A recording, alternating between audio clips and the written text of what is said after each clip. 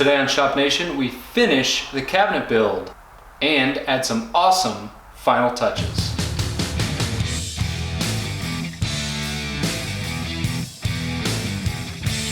So the first order of business is to put the dust collection back into the cabinet so that we can actually use it while building out the drawers.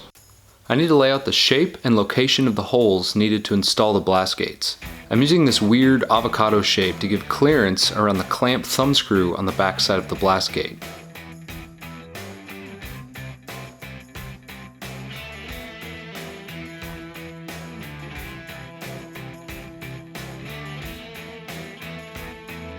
With the holes cut out, I took the time to finish off the work surfaces by sanding around the trim pieces and adding a chamfer with the router.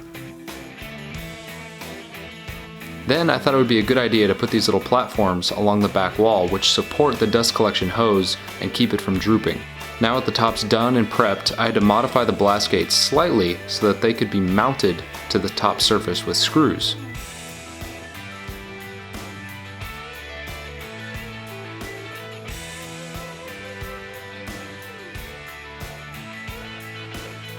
That piece of scrap 3/4 inch plywood is a spacer so that if I want to add a backstop in the future, I can. I'm using pocket screws because it's what I had around, but any panhead screw would work here. Just make sure not to over tighten the screws because it can bind up the gate.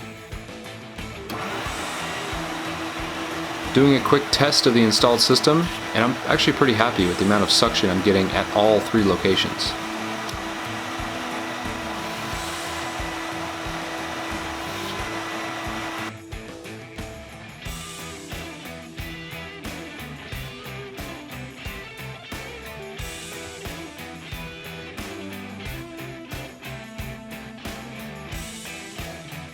Okay, so now we're finally ready to get to the drawers. The way that my cabinets are laid out, I have 5 basically columns of drawers, and each one has 4 drawers within them. So that's a total of 20 drawers that I have to do.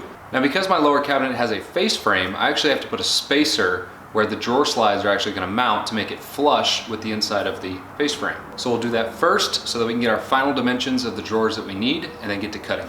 Let's go. These spacers will be 2-inch strips cut from 1/2-inch plywood. Since I have 20 drawers in my cabinet, that means I need 40 of them. My blood, sweat, and tears went into this build. No, I mean, like literally, that's my blood. I made a simple reference to help lay out the location of these spacers within the cabinet. Once marked, I used a square to establish a guide for installing them. Some glue and brad nails will keep these nice and secure.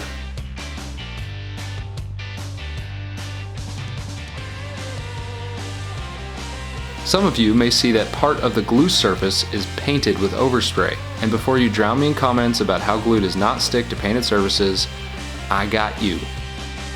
I went back and followed up with a screw in these locations just to reinforce that area.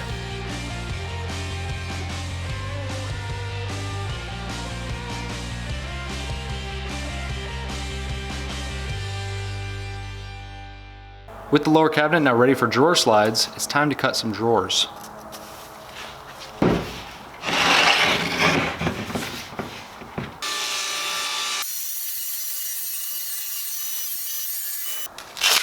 As much fun as it is to watch people cut plywood, I'm gonna save you the time. I've already got all the drawer sides cut out. That's what we're gonna tackle first. My lower cabinet design calls for 4 different depth drawers. Why? Because I'm a glutton for punishment. The drawer sides all have a dado groove cut in them to accept 1/2-inch plywood bottoms, which we'll install later. It's always a good idea to keep setups to a minimum when cutting dados and knock them all out at once if possible.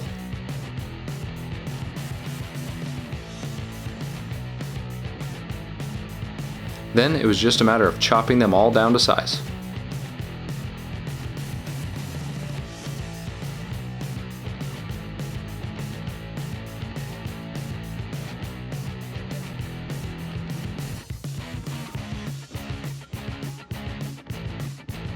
Jumping to the drawer fronts, I'm electing to just use solid wood fronts here. I'm laying them out with a 1/16 reveal so I can double check the final dimensions. To get these ready for paint, I'm sanding them smooth.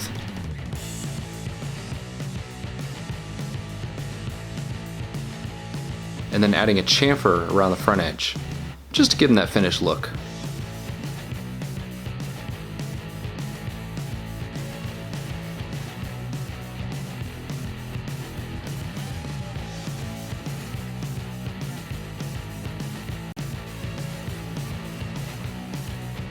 The last pieces needed for paint were the 3/4 face frame and the door to conceal the dust collection system.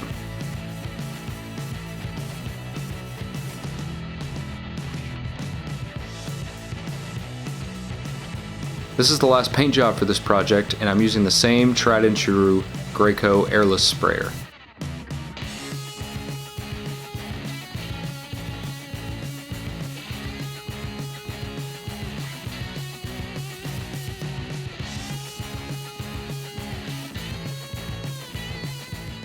Alright, it's moving day. We've got the front panels painted and drying. Now we got to finish up the drawers. We've already got the sides cut. Now we need to cut the fronts and the backs and the bottoms.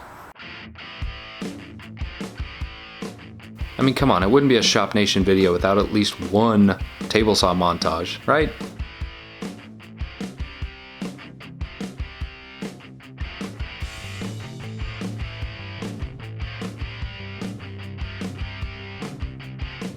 With all of the front and back pieces cut to their final dimensions, I needed to add pocket holes.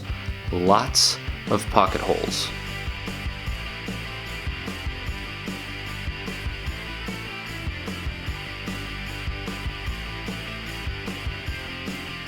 To finish off the drawers, I cut all of the drawer bottoms, which again are 1/2-inch plywood. Assembly of the drawers was easy, and I've got to say I like the design I used for these.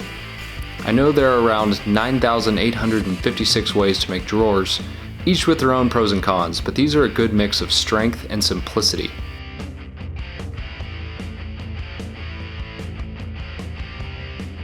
Each front and back piece is glued and secured with pocket screws.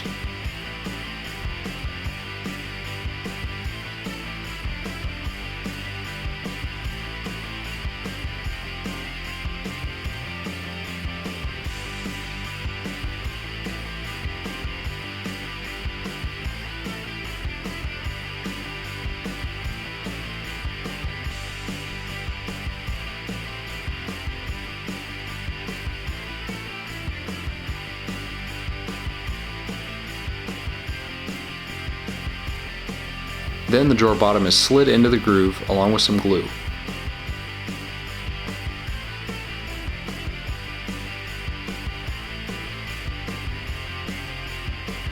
The bottom is then brad nailed to the front and back pieces, which obviously do not have the dados. On the larger bottom drawers, which likely will hold heavy tools, I followed this up with some screws, just to give it that extra strength.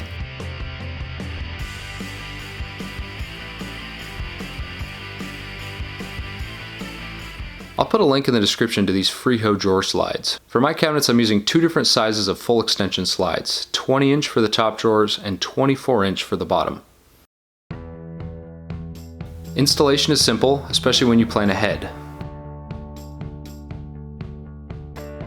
You can either use a reference center line like I did, or use a block to hold them in position while they're secured.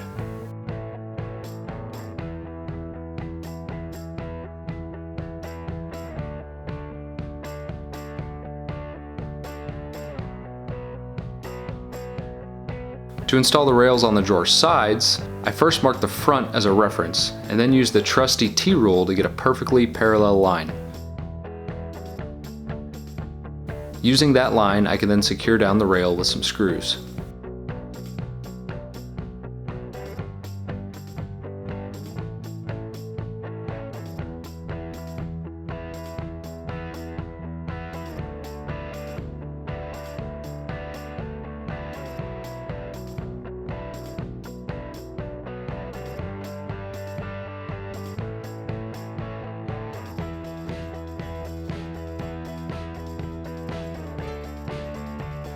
Now onto the drawer front installation. I'm starting by drilling the hardware holes. Now you may be wondering, why would I do this at this point? But I'll show you a little trick which makes installing drawer fronts quick and easy. When you have your drawer front located, you simply use the hardware holes to temporarily attach the front to the drawer.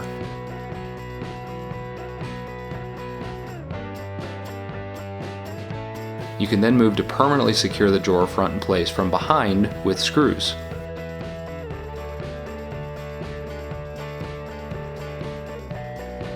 Then simply remove the screws and use the holes in the drawer front as a guide for drilling the final hardware holes.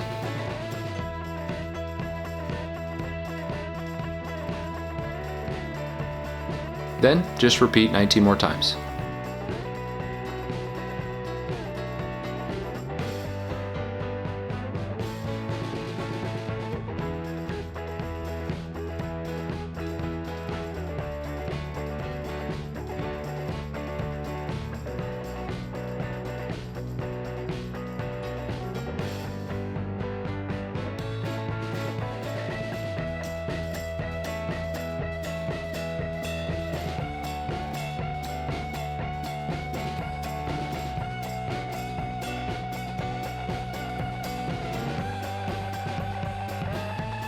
Okay, we're in the home stretch. There are two finishing touches that I want to add to these cabinets. The first is wall control panels. I feature these in my 5 shop essentials under $50 video, and they're really cool. They're basically a modern metal pegboard that give you tons of options for additional wall storage. Plus, they just look sweet. The last upgrade is under cabinet lighting. I bought this LED kit on Amazon for pretty cheap, and I figured it would come in handy when working at night. Basically, there are these little adhesive-backed LED strips which are connected in series via some supplied cables.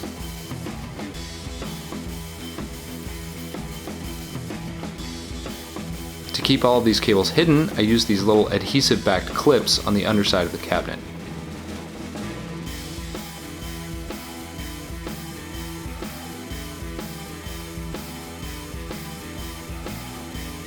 Yep, that looks pretty sweet.